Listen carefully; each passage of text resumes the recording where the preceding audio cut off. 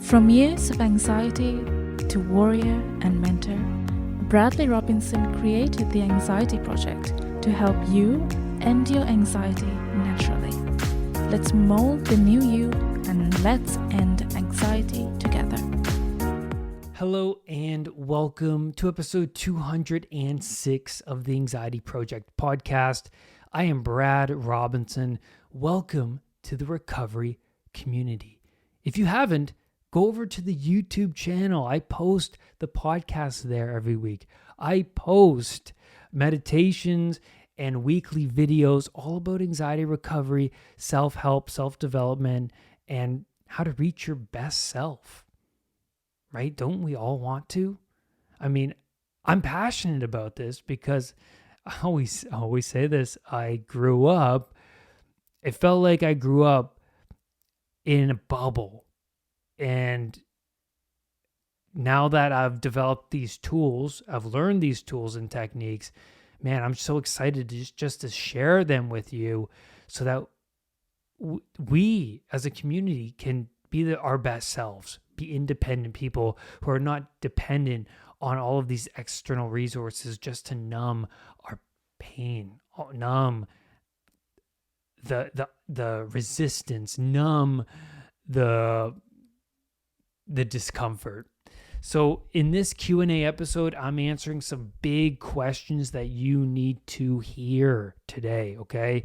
The first question comes from Malika. He's asking about self-sabotage, how to stick to the recovery path.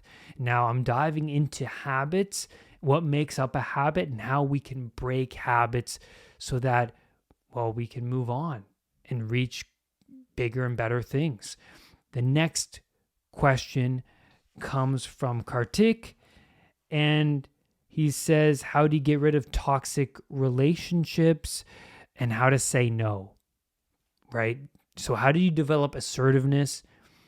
Which, for me, this was a big thing to integrate into my personality because I'm a very agreeable person. I'm very, very agreeable. I want to fit in with everybody. But I noticed before in my old ways, the wanting to fit in so desperately, it made me feel more weak as a person. It made me feel desperate.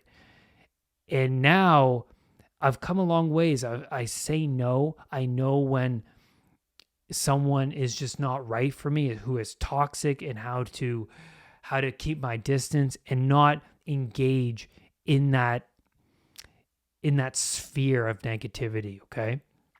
So I'm answering that, and then I'm going into a question from Lavetta, who's asking about cold showers and why take them.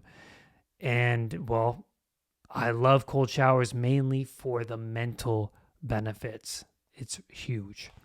So let's dive into Malika's question about healing. How do you motivate yourself and stick to the healing path? Even though I want to change my routines and behaviors, I somehow keep sabotaging my own recovery. Now, self-sabotage, Malika, it's part of the recovery journey. It really is. Failure is part of it because what you want to do is fail forward. You want to go up and down, zigzag. It's like a zigzag journey, right? You're going somewhere and you go up a bit, but then you come back down, but then you go up and then you come back down. But even when you come back down over here, you're so much further down the path than you were a few months ago, right? So first of all, acknowledge that. You've learned way more than the old you. But it's really important to dive into habits, right? And there are 4 stages to a habit. And James Clear makes it clear. See what I did there? James Clear makes it clear in his book, Atomic Habits. He says there's a cue, there's a craving, there's a response, and then there's a reward.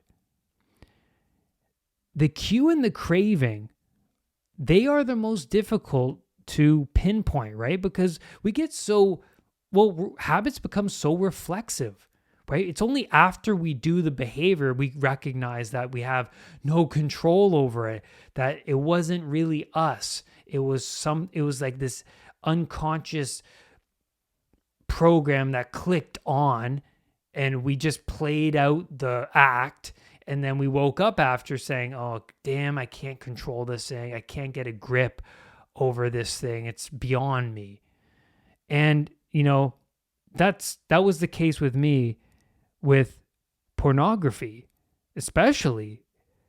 I would just wake up from the act at the end of it and be like, well, what just happened over that last little while? Now, for me, another act that I'm currently battling right now, social media. And it's after going on Instagram, I catch myself and I'm like, oh, okay, what is the reward here? Because remember, there's the cue, there's the craving, response, and then the reward. So after the response, I'm thinking to myself, well, what was the reward here of going on social media? Well, there's the distraction social media gave me, the dopamine from the likes and the comments on Instagram, and then the anticipation of novelty. Because seeing that post of the person I'm following, well, what else did they post? Is there something new? It's the anticipation of that novelty. So looking at the reward is really important at determining, well, the reasons behind the habit itself. Now, I want you to sit with yourself and I want you to ask yourself, what behaviors am I doing daily that I would like to stop, but I can't seem to stop?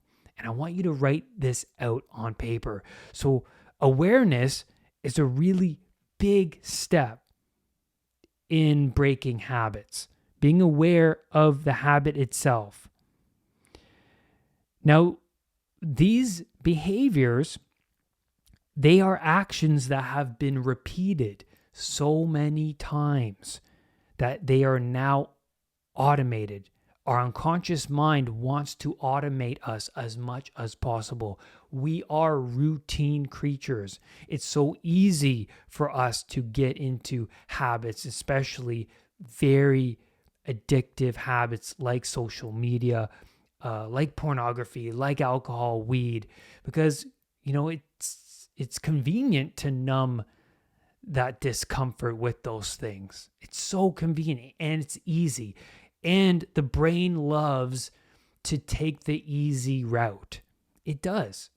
The path of least resistance, right? So breaking out of that habit, it's going to cause a lot of resistance because now you have to learn new programs. You have to learn a new habit. You have to use more emotional energy to get out of that cycle of the old habit.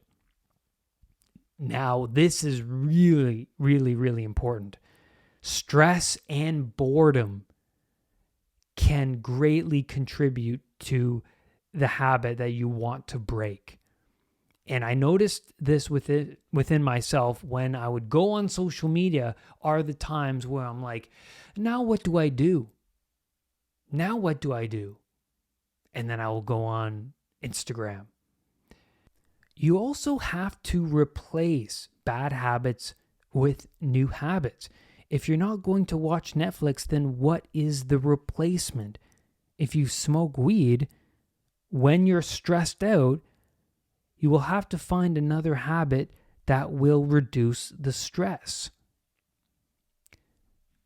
Find the trigger. For me, there were certain times of the day I was watching pornography. Then when I felt the craving, I would go to the gym or I would go for a hike. So changing your actions throughout the day breaks the normalcy. I'll repeat that. Changing your actions throughout the day, it breaks the normalcy. I would also watch and listen to my mentors on YouTube or their podcasts, because surrounding yourself with those who embody the lifestyle you want to live is important, because you start to act and think like them. You also attach a lot of reasons to why you don't want to do the action and why you want to do this new behavior. And also that it's possible to live without that behavior. It's possible to live without the behavior. 1% changes every day. Those chip away at the cycle. Those chip away at the programs of your unconscious mind. Remember what I said before, awareness will greatly enhance your chances at success. So stack the chances of success, which means you have to sacrifice. You have to sacrifice that old behavior with something new. Now, I want you to write this down. Write these down for each of the habits you want to replace. Who are you with when you do this behavior? What time of day? Where are you when you do this behavior? Then write, what would you do instead? Why is this better than the old habit? So for me, it was meditation instead of waking up and then stumbling downstairs to eat Cheerios. And with meditation, I was like, well, I would like to calm my mind. I would like to prepare myself for the challenging day. I would like to feel relaxed before starting my day. I would like to detach myself from the chaotic mind that would present itself upon waking up in the morning. So I would list those out. And then ask yourself, why is the old habit something you want to break? And you want your anxiety to be pushing you forward. You want your anxiety behind you, moving you forward away from the old habit. So attaching as much pain to the old habit as possible.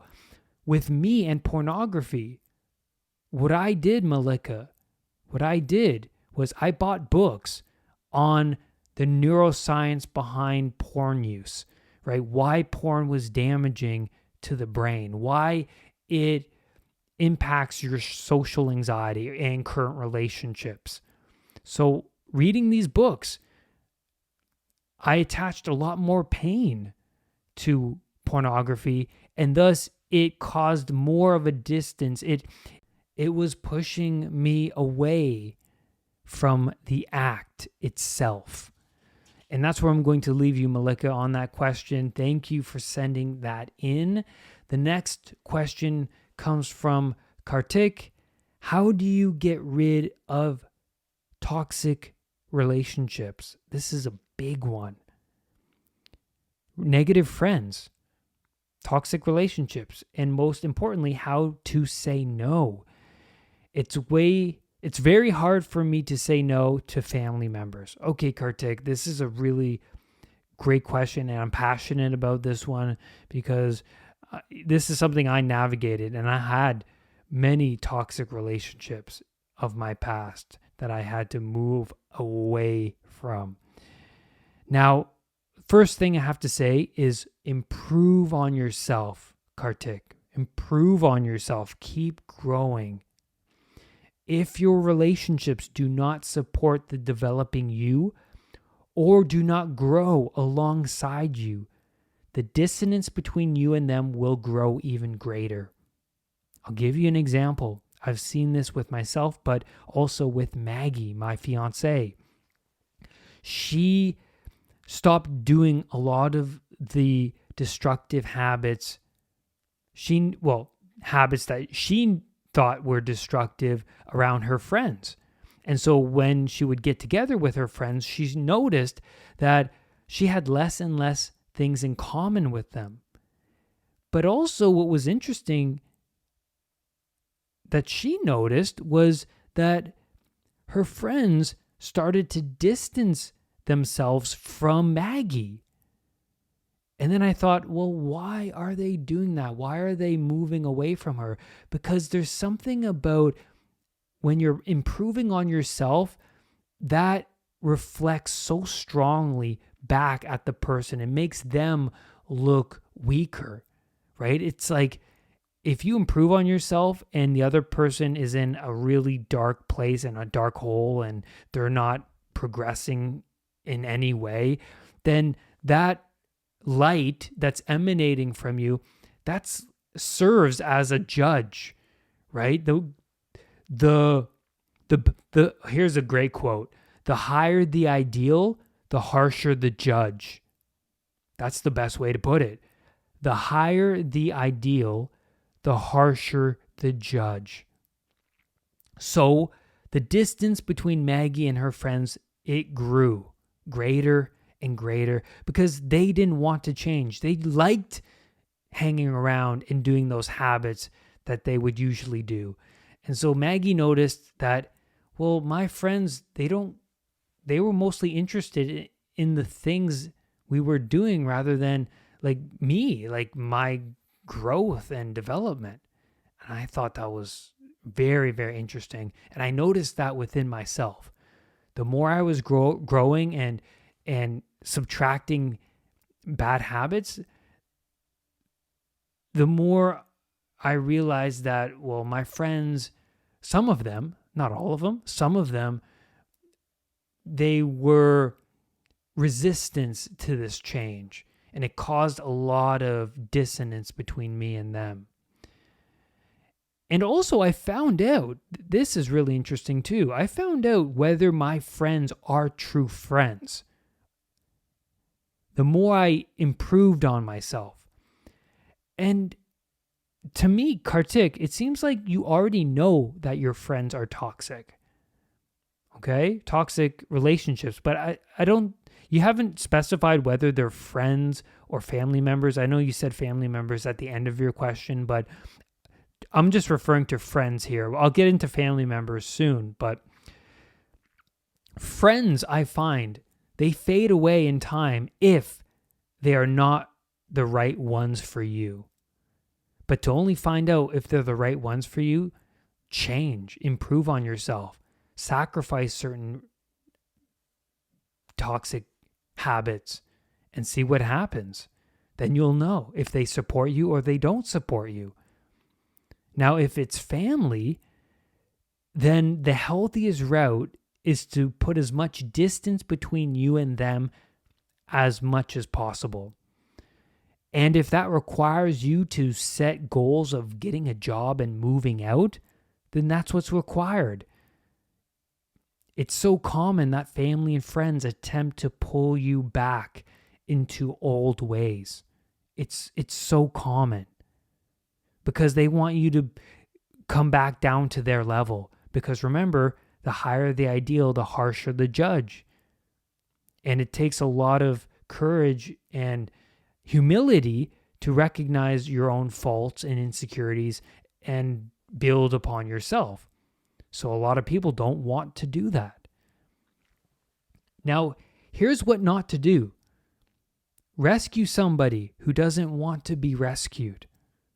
This is huge, right? A big part of psychotherapy, big part. Well, as a therapist, you don't want to force somebody to get better because you're just going to drown them. And they already have a shield around them. Okay? They have a shield. So all you can do is be the example. If the person wants to change, yeah, they'll change. But if they don't, then do not try and force them any sort of change, because the likelihood of you drowning with them is very, very high. Now, let's go on to saying no, because I really like this part of the question. If saying yes is making you feel weak, then saying no is what's required to stay true. You are deviating from the path when you turn a cheek to your own moral compass. Little self-betrayals result in a loss of self-respect. It will be more challenging to say no. And it's mainly from the excess energy required to resolve the disputes, if any, when you say no. And you also stand out as the black sheep. But you will feel stronger. You will feel stronger. Having a clear conscience when you go to sleep at night is worth it. I'm telling you, it's worth it. It's universally the case that telling the truth will make things better for you in the long run. If you don't tell the truth, then you become your own tyrant. The world you inhabit will become corrupt. You will get weaker and you will lose respect for yourself. So, what do you have to lose? Say no, and it takes practice. The more you say no, the stronger you will feel, and the more confident you will feel when you say no the 50th time, the 100th time. You just have to start with the first no. And then a great question to ask yourself: would my mentor do this or say this? So when you're in that situation and you don't know what to do, if you don't know whether to say no or not, ask this question: would my mentor do this or say this thing? Would my mentor say no in this situation? Thank you so much, Kritik, for the question. Lavetta asks, why on earth do you take cold showers? Now, Lavetta, I'm going to keep this short, and I want to give you just a brief answer to this one. But why I take cold showers is mainly for the mental benefits. Because I used to be a slave to my own thoughts. I used to be a puppet to my own thoughts. And the more you avoid situations that make you feel uncomfortable, well, you're just lowering your resistance, right? And then when you come into contact with challenges throughout the day, they're more challenging than they need to be. So I set myself up for challenges at home. So when I go into a cold shower, what does my mind do? My mind generates 150 reasons why I shouldn't go into the cold shower. And sometimes I'll lollygag. I'll brush my teeth. I'll stand there near the sink. But then I'm like, you know what, Brad? Let's do it. Let's go in. So the cold showers, they're teaching me to bypass that voice that wants me to take the easy route. No, Brad, don't go in. Don't go in. Don't do this instead. Do that instead. But then I'm bypassing that voice, and then I'm going into the damn shower. Now, what this is doing is training me for any of the challenges that will arise throughout the day. So when that voice comes back into my head, I will be on guard, and it'll be more reflexive for me to bypass that voice and do the challenge, well, approach the challenge rather than shy away or ignore it or turn my cheek to the challenge. So the cold showers is a very powerful tool for me to strengthen that internal voice, the voice that says, you know what, let's go in anyways. Let's go into the cold. And that's what's making me stronger. It's my mental self-talk. That's why I love to do it. There are health benefits too. I feel great afterwards. I feel awake in the morning. It energizes my body. A lot of people that I talk to who take hot showers, they say it makes them feel sluggish and more tired and comfortable. And well, that's the reason why I don't take hot showers. You can take hot showers at nighttime because it'll help you sleep better. But in the morning, it helps you start your day off on the right foot. You're willing to face uncomfortable situations. That's the main message of the cold shower. It's helping you confront those situations that you just don't want to confront. And you're more likely going to confront them throughout the day when you just set that momentum up for you first thing in the morning. And that's where I'm going to leave you on this Q&A. Thank you again for the great questions. And lastly, rise above anxiety. I will see you on the next podcast episode. Bye for now. Brad's powerful anxiety recovery program is now available at unpluganxiety.com. The Anxiety Project program is downloadable and puts the power of anxiety recovery in your own hands. Visit unpluganxiety.com for more details. Recovery